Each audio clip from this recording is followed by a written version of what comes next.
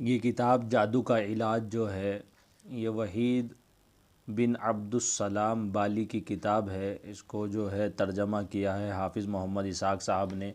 یہ غالباً اہل حدیث ہیں، یہ تو پکی تحقیق نہیں لیکن کتاب کی تصنیف سے ایسا لگتا ہے۔ دیکھیے شروع میں انہوں نے سحر کی تعریف دی ہے اور پھر اس کے بعد جو ہے جادو کی اقسام کو ذکر کیا ہے، پھر اس کے بعد انہوں نے اسی طریقے سے جادوگروں کو پہچاننے کی نشانیاں بتائی گئی ہیں اپنی کتاب کے اندر۔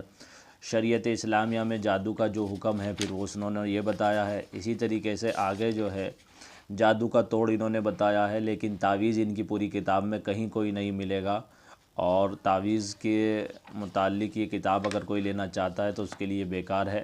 لیکن باقی اس میں باتیں کافی حد تک صحیح لکھی ہوئی ہیں، اور سحر کی پہچان اور اس کی اقسام بہت زیادہ ہے۔